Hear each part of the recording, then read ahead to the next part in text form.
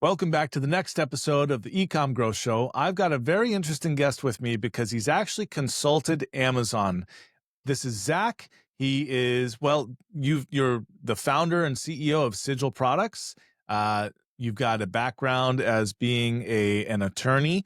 But Zac, why don't you go ahead, introduce yourself, who you are, where you come from, how is it that you've helped Amazon, and how have you taken that knowledge in your background, and how are you helping sellers today? Go. Sure. Awesome. Thanks, Dan. Yeah. Appreciate it. Great to be on the show. Um, and thanks everybody for tuning in for this. It'll be fun.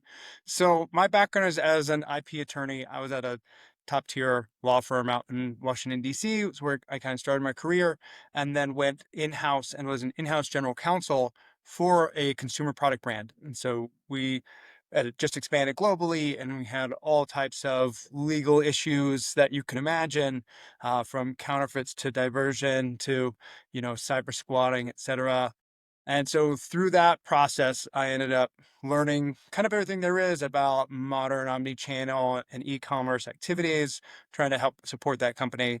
I was fortunate. I was taken under the wing of a longtime brand enforcer, and he was getting ready to retire. And I was like, let me show you how this world works. So we did raids on factories in China, and I was embedded with Wow. German police and just, filed lawsuits all over the world. Like, you name it, we did it. Very, rapid crash course in this area.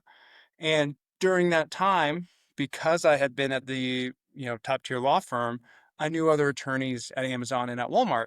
And so as we ran into issues on the marketplaces, I could go to them and say, hey, I've tried X, Y, and Z. It's not working.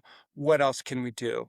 And through those relationships, ended up becoming a beta test attorney for them, helping them review and set up some of their policies on dealing with sellers and understanding e-commerce law, et cetera.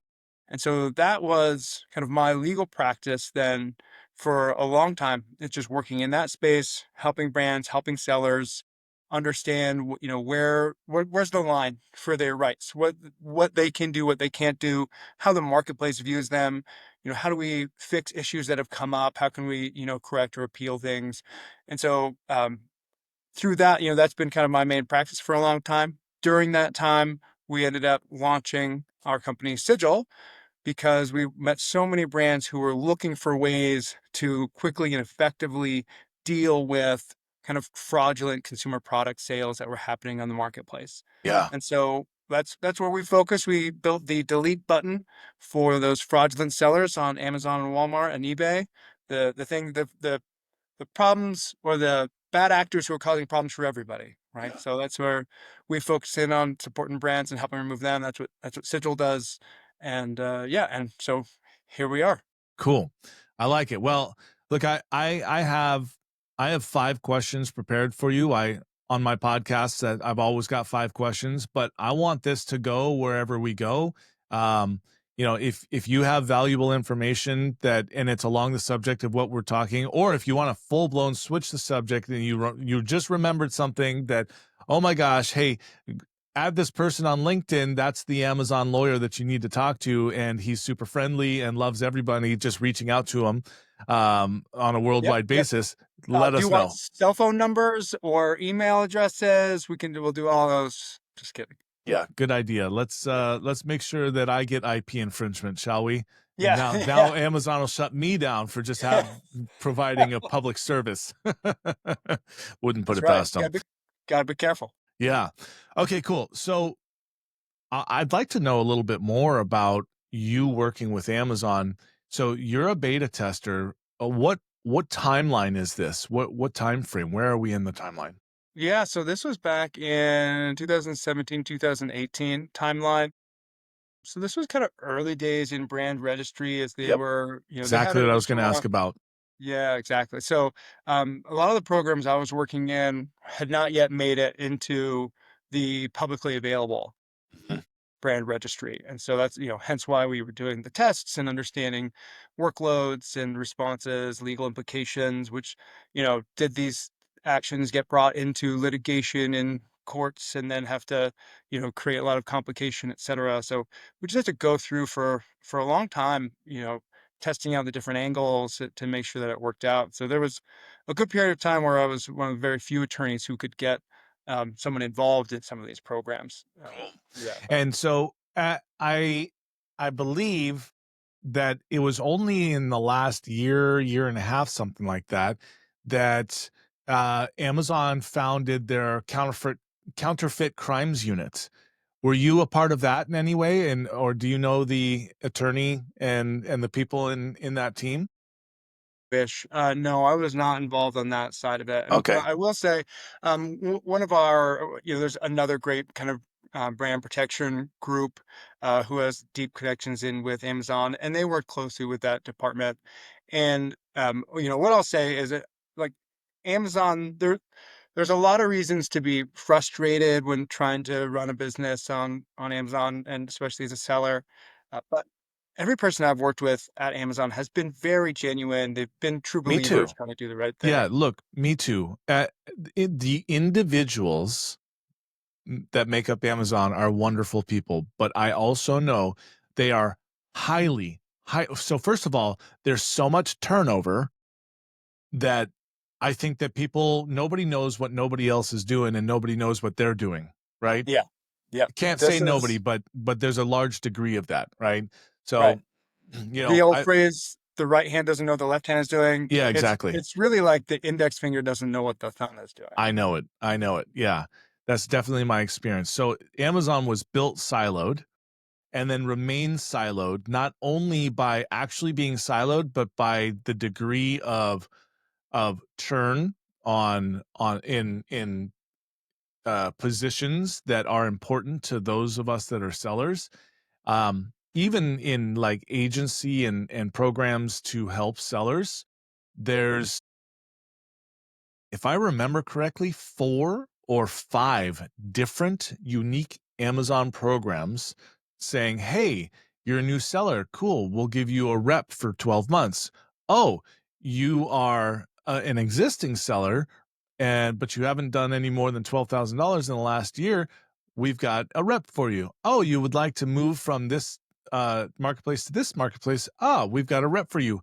All of those are different programs, and there was 1 or 2 more that they may no longer be in existence, but even there's the other program is an Amazon ASAP, which, Amazon Seller Agency Partner Program or something like that, um, which actually I helped coin that term because Oh, nice. they went through like 3 other different terms. I was like, "Why don't you" somebody said that, I was like, "That's it. Stop changing the name. That's the one. It's ASAP, Amazon ASAP." Yeah. Right? It gets the point across. You know what you're trying Yeah. to do. Yeah. Yeah, so Yeah. they've kept that name so far. I'd like to say I had something to do with that. But, Yeah. For you sure. know That's why I get that in emails from Amazon all the time. They're like, by the way, thank Dan for helping yeah, us name these. Yeah, I get it's yeah, like, yes. yeah, I will say, to absolutely. echo what you're saying too, Dan, one of the things that I learned kind of working with them is the startup technology mentality that Amazon had from day one, right? They still carry that forward to Yeah. today. Yeah, I know. Right? So a lot It's of like those it's a motto for them. yes, that's true. It is also literally a motto. But right, they are always doing experiments, right? It's a bunch of very smart, creative people innovating at breakneck speed, right? So they're doing experiments. They're trying. That's why they're going to launch multiple programs Mhm, and then measure how they perform. mhm, And some pass and some don't, right? mhm. And then they iterate on that. And so the seller community, one of the things that's I think is so cool about the seller community, about your podcast, right, is like the seller community talks and shares information and best practices, right? Like that's really great. But then that leads to all this confusion because you've got, you know, 20 different experiments Amazon's running Yeah, at the I same need a time. Rolodex. Yes. And then everyone else is like, well, I'm seeing this, I'm seeing that. And it's challenging, Yeah, for but sure. that's by design. Yeah, that's fair. I mean, they're always doing the same thing on product display pages as well. Like I remember when they tested out, okay, we have all these issues with star ratings. The FTC's coming down on us. And so they did a test where they eliminated the 5 stars and just moved it to a single star that you Oh, had to yeah. roll your mouse over to drop down to get the actual star rating. Yeah. And like, okay, cool, you're testing to make sure, but who thought that was a good idea? The sales on those listings tanked, you know? Yeah, it's yeah, one of the things I like to say is there's not one Amazon marketplace.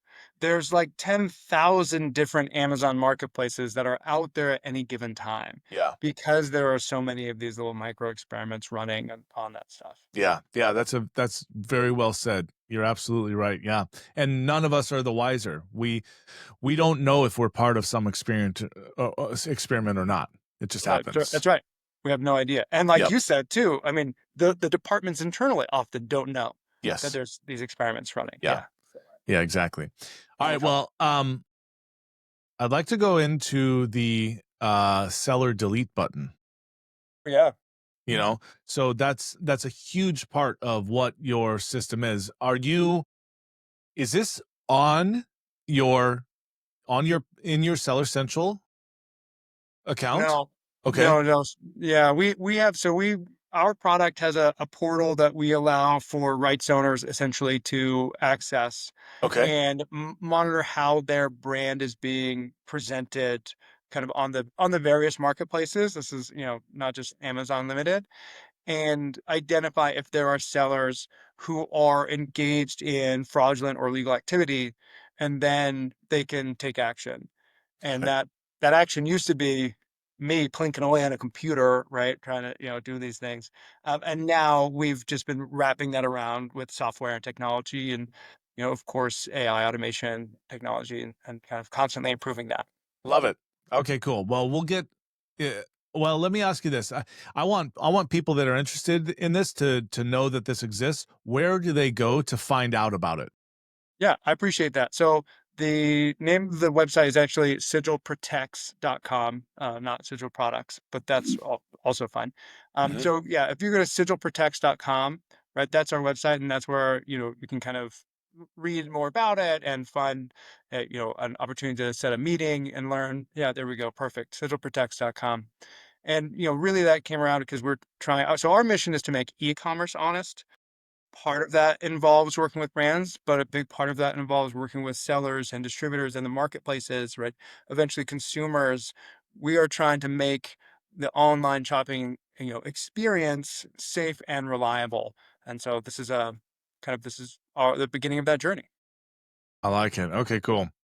All right. So anyone that's interested in this, you private label people out there, sigilprotects.com. I'll those of you that are watching this, you'll see it in uh just below Zach's name tag as well. So sigilprotects.com. All right, Zach, let's go into the questions that we have because I know you have an enormous amount of valuable intel that can be delivered. So I yes, well, look, I don't know anyone else that has the experience with you. No, that's not true. I only know two other people that has the experience that you may have in dealing with Amazon lawyers, but from a fighting side, not a helping side. So you are very unique in that perhaps you are not when you call an Amazon lawyer, you're not arguing with them. Right. Right. I've got a great relationship Yeah, with several folks there. Yeah. yeah, awesome. All right, so here's question number 1. Do brands do brands actually have the legal right to remove sellers from Amazon? Absolutely. When there is illegal activity that is happening, or dramatically disruptive behavior that's happening on the marketplace, then yes, those brands or other rights owners have the ability to remove sellers from the marketplace, and they Okay. should. Yep, I But agree. right, like not everything meets that qualification, Yeah, let's right? define that. Yeah, exactly. So, this is like what my father always likes to say is it's not illegal to be a jerk, right? There's a lot of things that can happen, and there's not a legal right to go in and take that person down, right? So, definitely when there is illegal activity, brands should be taking action against that. And I apologize, there's a siren going by in the background, Sorry, so I I thought my apologize for ride you. was here. I was like, "No, I'm not ready yet." They found you. Yeah. Yeah. Um, no, so, the obvious space to Talk to my look at, lawyer, Zach. don't answer any questions. The kind of obvious space that we see for these things are, counterfeit products and then listing hijacking. Yes. And I do want to add a little bit of like definition around those terms Yes, get please, tossed around. especially on listing hijacking. Yeah. Yes. All right. And so I think it's getting that clarity is important, right? So when we talk about counterfeits, these are products that are not made by the brand or out of the brand factory. It's someone's making it to try to look as much like that brand product as possible. And we can get into a lot. Again, I have a deep experience with dealing with that issue. We can talk about that. It is plainly illegal. That is one of the spaces where U.S. law and most international law is very strict against counterfeit creation. Hmm. Listing hijacking is different and it's sort of a strange beast, right? This is where you've got an ASIN usually that's been inactive, it's not on our brand registry, and someone is able to get in and start listing on it and then start changing that product detail page. And so I remember a few months ago seeing a listing and it was showing a hairbrush, but then all of the reviews that were in it were talking about baked beans. Yeah. And like that's a great example where, all right, someone let that baked beans listing Yep. kind of go and Yep. then it got hijacked, right? And so then Yep. sellers were getting on and running it for that. Now, that is not like illegal in the strict sense, right? That's not um because the It being is against Amazon TOS though. that and, like, in a major way, right? Yes. That's the kind of disruption Amazon hates and Yeah. does not want, right? Yeah. So, that's an example where, okay, that's not illegal activity, but it is a huge problem for Amazon, for the ecosystem as a whole, Yeah. right? And so Yeah. Amazon will take action against those types of things. Okay. All right. And how do I have to come to you and engage the services of a lawyer to do that? Or and if not, how do I do that on Amazon? Yeah, that's a really good question. Right, in the different areas, so, like, no, you don't need to engage the services of a lawyer. As a licensed attorney, I'm happy to, uh help answer questions and point people in the right direction. And certainly, if you ever are in doubt, please talk to a lawyer. Lawyers are there to help you. If you got evidence of a counterfeit product, right, then you should be reporting that, right? Brand Registry is an excellent tool for Yep. that. You can go and do that on your own, Yep. right? And then there are a few different angles for reporting um, policy violations, right? Either through your seller or vendor central accounts. Oftentimes on the product detail page itself, there will be a report of violation section. Yep. And so, if you've got evidence that this is hijacking or intellectual property violation, right, you can go through those report of violation steps and send that in. Now, you won't hear anything, Yeah. right? And, Those are and actually, before we go down that line, one thing I want to bring up is that people that if you're using your PDP to report a violation, it could mean the suspension of your product page as a whole. So yes, I've I've had friends or clients that have had that experience. So I just wanted to put that out there. It's like better to go Seller Central or Brand Registry than the PDP, the product details page, because that could affect you as a whole. yes, yeah, that's a great point, and I thank you for that caveat. And in fact, being cautious around how you do the reporting so it doesn't disrupt your business is really important, right? In this context and in any others, right?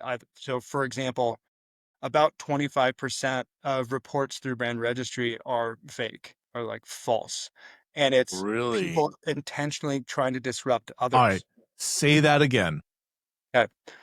Approximately 25% of reports through Brand Registry are false reports. So That's crazy. Amazon, yes, it's crazy. No wonder they don't answer us. They're doing exactly right. They've got to find the signal through the noise. Yeah. And that's hard to do when there's that volume Yeah. of activity happening there. Jeez. I never. Wow. Okay. Cool. Yeah. Please continue, dude. This is good Yeah. data. So yeah, so for sure, when brands are serious, and when sellers or brands see those violation issues, report them. You're not going to hear response, but that is when, right? If you want to escalate it, reaching out to either a consultant or an attorney, right? There are several agencies in this space. So a lot of times, if you either are an agency or you're working with an agency, they'll know a great deal about it, and they can identify for you email addresses or folks to escalate. The challenge with escalation, Amazon as a company is an escalation culture. So you've got to file your first report. they have to get enough of those reports and then enough people complaining to bring it up for it to rise to the attention of someone to look at Yeah. it. That's why that report button on those reviews. So with Ecom Triage, we remove negative product reviews that violate Amazon's terms of service. So, but the report button, we use it, but it doesn't actually do anything. And what I'm finding is over the last 3 years, Amazon tends to do these batch removals almost exclusively positive reviews. Interesting. Yeah. Tell me more Um, about that. so I think so. There's the Amazon fraud unit, right? There's the crime unit, but there's also another one on reviews. Um, yeah, so I'm trying to remember the guy's name that heads it up, but he's a data scientist, right? Um, he's basically in charge of all the algorithm and AI that goes through all the reviews. And most of what his unit does is actually block reviews from happening that seem to be fraudulent. So there's likely some sellers listening to this that have tried to leave a review on a product and got blocked. You're like, what the hell? You know? And that comes from this guy's team. Man, let me I've got to find his information. Hang on. I'm going to pause this recording and then I'm going to find no, I'm not. I'll just cut it out. Hang on. I've got to find this. Let's see. Amazon. Let's see.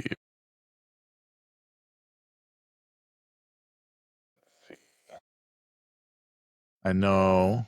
Nope, that's not it. Basically, though, what this guy does and what his team does is they're mostly blocking it. But they're crowdsourcing data as well on reports, this report button, and then running that through a series of checks to see what they determine is actually non-compliant, right? Yeah. Um, all right, And so that, let's see. yeah. So I think it's really good that you're still using that button, right? Because that is how that's how signals are getting measured Yeah, for that. yeah.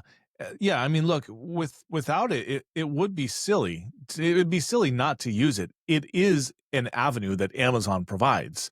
The data does go somewhere, you know, but it does not result in an instant check and then it being removed. You know what I mean? Yep. Yep. So yeah, it is what it is. I'm so upset right now. I have this team and I cannot find it. You should just make something up. I'm sure ChatGPT can hallucinate an Amazon employee for you. Definitely. Valuable assets. Here it is. Let's see. Joshua Meek. That's who it is. Nice. Yeah. So Joshua Meek, he's the senior data science manager at the Amazon fraud and abuse prevention team. Perfect. Yeah. So that's your guy. And yeah, anyhow, we should get back on topic here. I went down a bit of a rabbit hole here. Go. Well, it's fun. It's just really interesting to hear that piece of it because I'll just tell you, right? We hear a lot about, review issues and how important that information is. And I don't know if we get into it much, but with AI transitions, right? Reviews are really valuable data. Kind of controlling that is super important. Right? Anyway, Yeah. just an area. Yeah, look, this is why I do negative review removal, because a significant number of the negative reviews on Amazon are a non-compliant review or a fraudulent review, or more so in the non-compliant side, not actually a product review. They're reviewing something else, like Right. it arrived broken, that's a shipping issue, or it Yeah. arrived late, that's an FBA or a shipping issue, or I couldn't return it. I couldn't return my used toilet seat, and 1 star because I can't return my used toilet seat. Yeah. Right. It's like, hey, that's not a reflection of the product itself. Yeah. But I think Amazon does not proactively go do anything about any of those reviews. And in fact, even though that I can irrefutably prove to Amazon that this is a negative review that is not related to the product, 75, no, 85, 90% of the time, maybe even more, they say, well, that's their opinion on the product. It's like, no, Amazon, it's not. It's And not. responses. Yes, exactly. It's automated response. Yep. We see those all the Yeah. time. Yeah. So, yeah, I mean, this is the reviews. That's my whole world. This is what I deal in. But yeah. Okay, cool. Well, did you have anything else on the subject of this on Oh, removing other sellers? no, let's jump on. I know you've got a few other questions. I want to be respectful of your time. That's all good. Don't respect my All time. right. I don't respect anything about Yeah. No, I'll just cut it off when I'm done with you disrespecting my time. It's totally fine. Don't worry about it. Perfect. All right, cool. So here's question number 2. What is the biggest mistake brands make trying to enforce intellectual property rights against other sellers on Amazon? Great question. Probably not working with me. No, I'm just kidding. That's Excellent. You're fired. yeah, there it is. No, so probably the biggest mistake is filing counterfeit complaints against sellers when there's no evidence of actual counterfeit products. Okay. And this is I see this all the time, and it's not totally brand's fault. There is so much bad information out there, right? I mean, Yes. if you look up what to do about sellers or something, I mean, you'll find so many YouTube videos and articles that all say, I mean, people literally walk you through it and be like, here you go, now you click counterfeit and now you submit to this. And I cringe every time, right? It is a massive problem, right? And if you go ask the AI answer engines, how do I do this? They're now all trained on that data, right? So Because the data that these AIs provide you are only as good as the data that they're trained on. And yes, everybody knows the internet's all true. all true. Everything online is true. That's what makes Yeah. it so beautiful. Yeah. No, so I mean, if anything happens from this podcast, if the AI overlords will please Well, hear this one hold on. thing. Did you say podcast or podcast? Because I heard podcast. I don't, that was if that was, it wasn't intentional, but if the shoe fits, Subliminal messaging. You hate my podcast. All right. No, go ahead. Go ahead. Sorry. well, I would just love it if the AI overlords would stop recommending filing counterfeit complaints and on Amazon without proof, right? You Yeah. have to have proof Yeah. if you're going to do that. The reason for this is people tell brands or rights owners, go ahead, submit this as a counterfeit because it works. Sellers, I'm sure many in your audience have received counterfeit complaints for products that aren't counterfeit. And their listings come down, right? They get impacted from that. And the reason is the legal structure for that in the United States is very strict. It's like if there's counterfeit, take them down, right? The flip side to that though is like, okay, we're going to give you this lever that you can pull them down, but if you pull it when you're not supposed to, you're going to be liable, right? So filing those complaints falsely is grounds for sanctions and attorney's fees, right? And there are several sellers who have won lawsuits on this issue, right? Going back against brands who were overzealous or had the wrong information trying to do this. So this is probably the biggest mistake. It's got the biggest risk factor involved. It's a lot of that, percentage of false complaints happening on Brand Registry, right? Is just this issue. So if instead, right, if you think there's a counterfeit, right, you have to get your evidence. You have to do your research on it, right? You basically have kind of two options there, by and large. One is test buys, Yep. get the product, see what it looks like. Yep. That's not a great option because of commingling of inventory. So sometimes Okay. you can get Yeah. you can get false negatives, if you will, right? You'll get the product, it'll show as authentic. So you might have to do a couple test buys. That's where it Yep. gets really annoying. And by the way, Amazon, the last I checked, they require that. Yes, they exactly, right? So you should have already been doing that. The other angle is also, I think, not ideal for most folks, and that's Amazon Transparency Program. And now you've got to basically serialize all of your inventory or add stickers to all of your inventory, and that can be really disruptive and challenging. But we got to have those pieces before you go filing. I mean, if I had, say, I can't tell you how many times I've had someone say to me, but look how cheap it is. There's no way they're selling that product and making any money if that's not counterfeit. And I'm like, you have no idea who they are Yeah. or where they got it, right? They could have Yeah. stolen that product. Like Yeah. they could absolutely be making money. Like Yeah. that's not basis for counterfeit. So that's Yeah. probably the biggest mistake. Oh, okay. Cool. Now, let's say I did get a counterfeit claim pushed on me,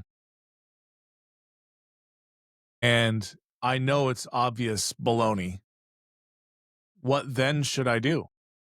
So Amazon should give you direction in that circumstance on how to respond to that complaint. So you'll want to I'm talking follow. about retribution, though. Oh, all right, all right.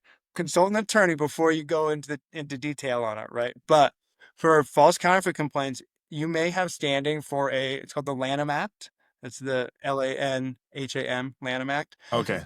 for which governs all trademark law, and that could give you grounds for a false counterfeit counterclaim against that brand. Got it. Okay. So, all right. So is it like this LANHAM? Is that what you Yep. said? Yep. All right. The So Lanham check out Act. the Lanham Act. Think local area network and ham like the pig. Just delicious. Just Perfect. absolutely delicious. Unless you smoke it in your own house and then your house smells like smoked ham for like 3 months, then it's not as delicious. Slightly, yeah, that's a downward trend Yeah, over time. exactly. Yeah, Yeah. exactly. Too Day much of a one's good fun. thing. Yeah. Yeah, yeah, exactly. Okay. Well, cool. And then, yeah, so basically if you feel you have grounds to, engage the Lanham Act, then you should go to a lawyer. Yeah, for sure. There's several good attorneys in this space and Riverview Council. I'm happy to if anybody wants to ask for referrals or references, happy to provide those and give some direction on it.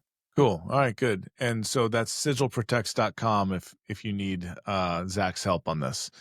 All There you right, go. Zach, I'm going to go into question number 3. You ready for it? Yeah, let's do it. All right, sweet. What is MAP and what should brands and sellers know about MAP pricing policies? This is wild. This is really interesting. All Okay. right, so MAP policies. MAP stands for minimum advertised price policies, and it is an agreement between the brand and any of their known sellers, right? Yeah. Distributors, Yes, that's wholesalers, the problem. retailers, Mhm. right? So it's Mhm. an agreement with all of them that you can advertise a product price at a certain price, right? You you still get to sell that product at whatever price you want, but you can't advertise it below a certain threshold because of the You can brand's still policy. sell it for whatever you want? Correct. Oh my gosh, I Correct. did not know that. So if Okay. you see something that says real price in cart or add to cart for price, right? That's why, because then you're not advertising it.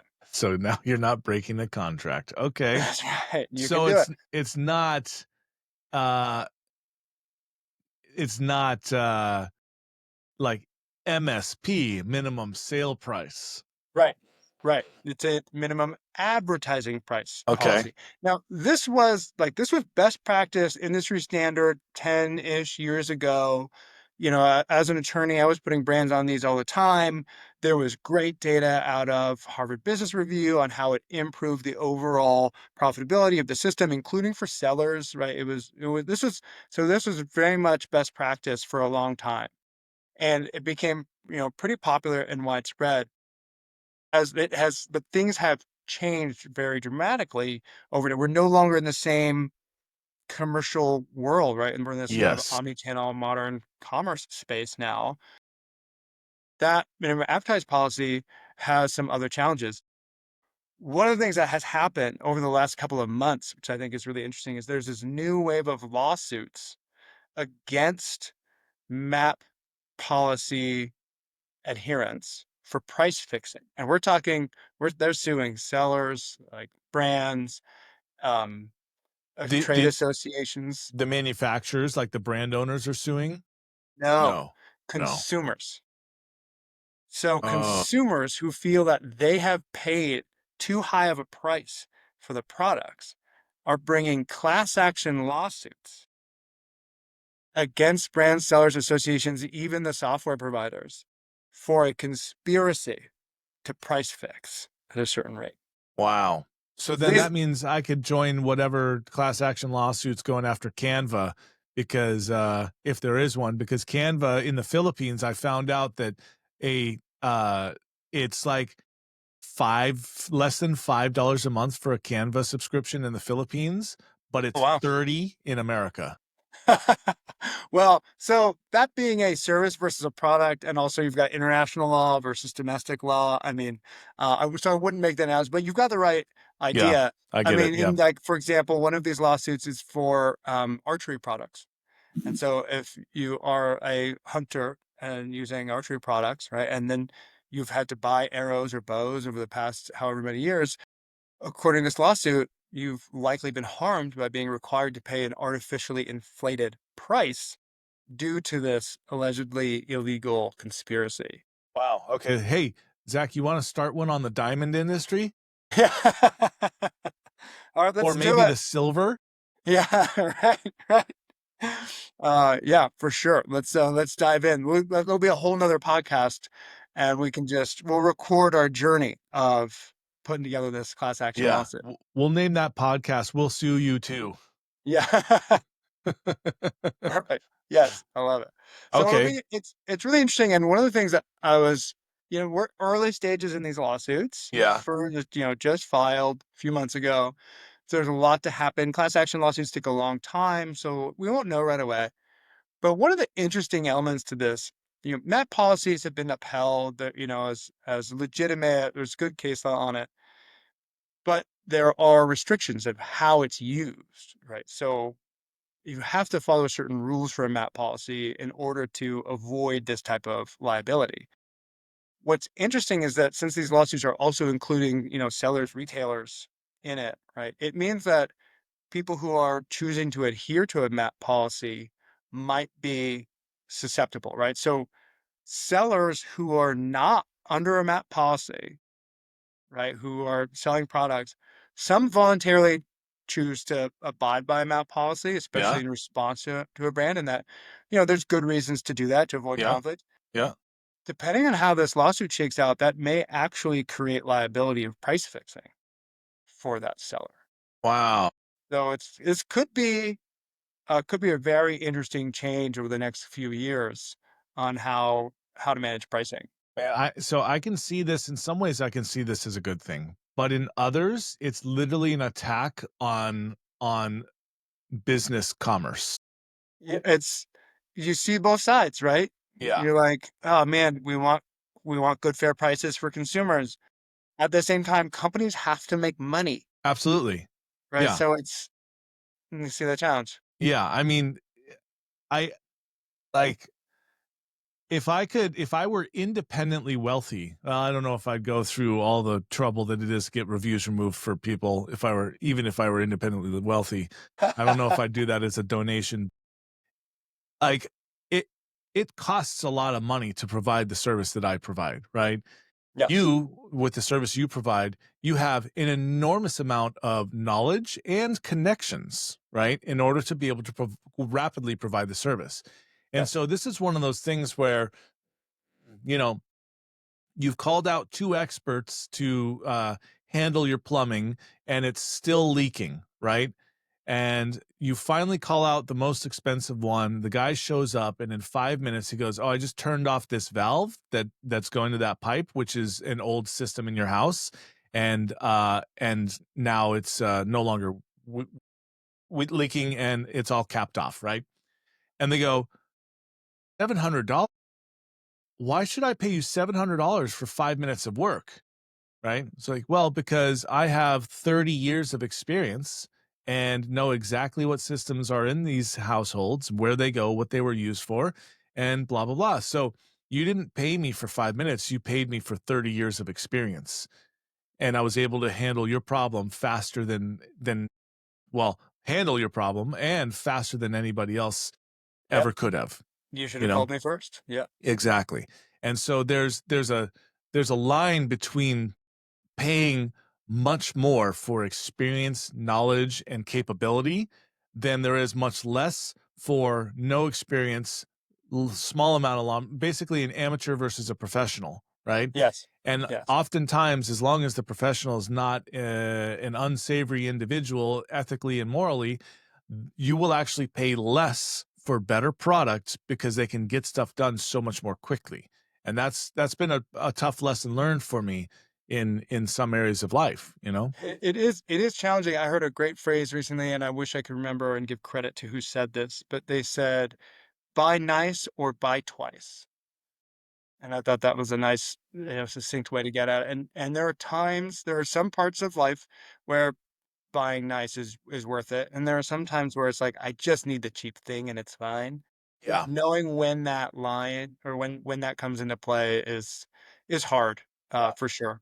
Yeah, Plumbing there's is an one where you'd want it to be nice. There's lots of, consequences to not getting it right, you know? yeah. Um there's another term which is buy once, cry once, right? There you go. Yeah. Yeah, So, yeah, it's I would say I would argue buy nice or pay twice is buy quality, right. you know, but Exactly. what rhymes with quality? You know, nothing rhymes with quality. Yeah, Uh that's it. That's not what we're here for. no, Um exactly. Okay, cool. Well, we're already we're at 41 minutes. I try to keep these to 30 to 45. So I'm gonna move on to the next question here. You got And I'm just gonna politely ask you to stop derailing the conversation, would you please? it. All right. So here's the next question. What one thing what is one thing both brands and sellers misunderstand about Amazon's rule? Great question. We've already talked about it a little bit. I would say expecting Amazon to be 100% consistent and reliable in how they handle their rules is a false expectation. Yeah, but I would wonder, Dan, for you, you've got also a massive wealth of experience with Amazon. How would you, let me throw this question back at you. How would Okay. you All right. handle it? All right. So, Dan, let's see if I can get this right. What's the one thing that both sellers and brands misunderstand about Amazon's rules? All right. So I have a quick answer for this one. And it actually isn't what they misunderstand. It's the fact that they don't even know in the first place because they Oh, didn't go look. yeah. You know, That's a good one also. yeah, making an assumption that it's okay to do something or that something should be done a certain way is not it can work out for you. It can work out totally fine for you. But if you wonder if I'm allowed to do this, then you should look it up. In Yeah. fact, with Amazon, unfortunately, if you even don't wonder if you should do it or not, you should look it up. And I'll give you an example of a scenario where it worked out okay for this brand. They did not get caught because I caught them and let them know, right? So there were people that were I'm trying to remember exactly where it was. I even took a screenshot of this, but basically the brand was able to comment. I think it was on seller feedback. They're able to comment on whatever somebody said. And their comments were, "Hey, that's so great. Please leave us a 5-star review on our product." Right? Now, yeah, that is a big no-no with Amazon. Now, what's the legal term for that? Oh man, like bribery or Yeah, yeah, could or be. what we were trying to say. I don't know. But it is like you're influencing um the statement, so it's Yeah. yeah, something It's wrong. review fraud Yeah, there we go. is what Amazon terms, chalks it up to be, is like fraudulent reviews and Yeah. review manipulation, right? So I caught that. I reached out to the brand and I said, if you don't get this fixed now, you're liable to have your entire Amazon account suspended and possibly even permabanned. This brand did millions of dollars a year in sales, and they were Yeah. new. They were new on Amazon. They came from D2C world, came onto Amazon, rapidly started making millions of dollars in revenue, and that would have been a faucet just turned off because Yeah. somebody didn't know. That's such a great example, right? Best practice out of DTC, not best practice. I mean, the worst thing you could do Yeah. over on the Amazon channel, Yeah, right? absolutely. Yeah. That's yeah. And I mean, and these days now too with AI, right? Grab the Amazon terms of service, throw them in there, and then you can ask it questions based off of that, right? Any of the answer engines will be able to handle that situation. Yeah. Yeah, that one. So that one's a tough one because you know what? It's hard to even find the answer on Amazon's own website. Interesting. So they've got a public facing Q&A and policy, but they've also got a behind Amazon Seller Central entire QA system. And you would think that maybe Doofus would be able to help out on the AI analysis of their own SOPs, but also I've found SOPs on Amazon that contradict each other. So I look, if It's I hard were to know. Amazon, yeah, I would have the same problem. Like who remembers everything that's ever been written about all of the subjects of your, like even my own SOPs, I forget what I wrote, Yeah, you know? right, And there's like exactly. 12. Yeah. Yeah, much less the complexity of the Amazon circumstance. And, and also relatedly, I don't like just because some other seller did something and got away with it, doesn't mean that you should try to do it, right? Absolutely. To our point earlier, like that Yeah. one might have been like, but that you're going to get caught or something, right? That's another Yeah. challenge. Yeah. So if you're a new seller or you're looking at going into Amazon and you're in the D2C world, let me shortcut a surprise moment for you, okay? There are innocent until proven guilty. There's guilty until proven innocent, and then there's Amazon's method of guilty. Okay? There's no proving innocence, right? Yep, And even though let's say you're guilty of something, which of course in Amazon eyes you are, you are. you provide the data that Amazon asks for, and they'll still decline it because it goes to some robot that goes beep boop beep boop. I'm a dummy. My name is Doofus, and you are declined.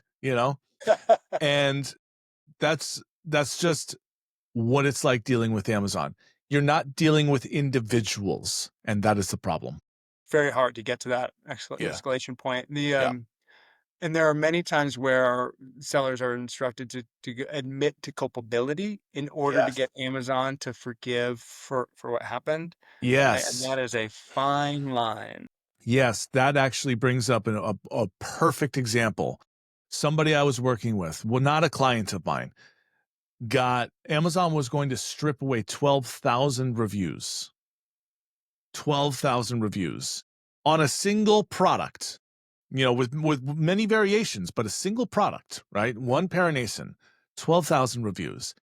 And I saw the email. They sent it to me and said, the email, in short, paraphrasing here, said, you either tell us that you did review manipulation during this period of time, or we shut down your account. It's like, this That's is, I can't, there's a term for this and I can't remember what it is, but it's like, are you guilty or guilty? Right. yeah. It's a Um, it's a catch 22. exactly. It's like, hey, one of the things that's used is like, it's terrible. Do you still beat your dog? Yeah, Right. It's right. like, no, I don't. Oh, so you used to beat your dog, huh? You're going to jail, Yeah. you know? And that's how Amazon operates. And it's really unfortunate. Now, what are you going to do? You make $5 million a year. Heck, you make $100,000 a year on Amazon, and you get to take home 10 grand. Well, 10 grand, that could be a car payment for you, right? It doesn't Huge really amount. matter. Yeah, absolutely. When my wife and I first got started, $500 net profit on Amazon literally saved us from bankruptcy. Like that was my first goal, right? Medical bankruptcy, not that I wasn't paying my bills, by the way. Yeah. So Sorry what? about your medical Oh, it's challenge. yeah, that's fine. It's they put a new brain in me, and now my name's Abby Normal. We'll see how many people get that one. So, so what was he going to do? Say, I didn't, no, I'm not agreeing to this. I didn't manipulate the reviews. And by the way, here's what it was. it was an insert that said, if you love the product, leave us a review, right? There was no urging them one way or the other, except there was an image of 5 stars on there, right? Which is in every other effing part of planet Earth. Yeah. What you use is either a 5-star or 10-star, depending on the review system. That's what you use to indicate we'd like you to give us a star rating, right? Yes. So that was what his insert was. There was no manipulation whatsoever. But how he got on the Amazon's radar is competitors went in, bought his product, and then reported him for review manipulation, saying that they were forced to leave a 5-star review in order to get the warranty. So this happened with on several, right? That flagged Amazon. Then they look, who knows if they actually look, but what was he going to do? You know? Yeah. You're in a dangerous situation there, right? That's a situation where you talk to someone like you, right? Or I don't want to push it, right? But like me, it's not where I would help, but I would introduce them to someone else, right? Someone who has that deep experience connection, right? I'd be like, yeah, you want to Yeah. get to Look, someone so you can get to a human. in that case, I'm afraid I'm of no help. I refer to Riverbend Consulting, who has They're a an great team. excellent, yeah, they're a great team of people that have high capabilities.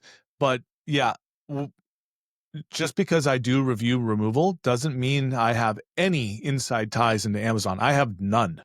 Yeah. I have friends that work at Amazon. They have nothing to do with the review removal, Totally. and these are friends that I've like the guys over at Buy with Prime, a couple of people in the new seller onboarding world, but yeah, or the Amazon agency programs. But And yeah, even yeah, and they won't know who to go to. they have no idea. They have Right. no idea. Believe Yeah. me, I've asked around like, hey, where do these cases go? I don't know. There's no employee directory for them to be like, oh, let me go Correct. find who would do that. Yep. Yes, It's exactly. tough. Yeah.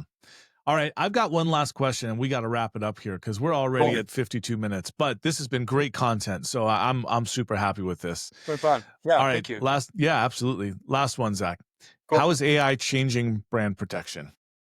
Oh, um, it's a bit of a mess I with how figured you were going AI to is say that. changing brand protection. Yeah. There's good and bad, but right now on net, things are harder. Okay. So the issue there, right? The AI as a technology tool is fantastic. There's lots of exciting things happening there. But the kind of the technology around deep fake issues and then just the sheer volume and content that can be produced out of these Yeah. things Yeah. makes it really hard, on the to do the protection and on the back end and monitoring to it. The upside is like being able to analyze and interpret that material is also very fast, right? In a way, those sort of balance out. But where there's the lag is that, and there's good reasons for this, but in my world, in the legal world, with enforcement of violations and taking the next step, not just detecting, but what do you do with that information? There's very large hesitancy around utilizing AI technology for the actual enforcement of legal rights, right? For obviously good reasons, as you don't want an AI agent filing lawsuits or disrupting, stores and, taking sellers down, filing false counterfeit complaints, right? Like you don't want that. And so, um, as a result, it's just that side of the equation is moving slower, right? So it creates more challenges to get out and monitor. All right, cool. Makes sense. Well, Zac, thank you so much for being on the show. I appreciate you bringing your bombs of knowledge or, you know, literal just bombs. Um, if anyone would like It's to okay. reach out to Byron. Zac, yeah, exactly. If anyone would like to reach out to Zac, it is sigilprotects.com. SIGILPROTECTS. I can spell that fast because I have a 7-year-old Well done. and I have to speak to my wife that way. But now the 7-year-old kid sit and she knows I'm talking about ice cream and I have to buy her ice cream. Then anyhow, we won't go into the family life. All right, cool. So we're gonna end the show for today, and whoever's still here, thanks, Mom. Thank you very much for being with us through the whole show. It's been great, Zac. Thank you. I'll see you on the flip Pleasure. side. Awesome. Cheers. Bye, guys.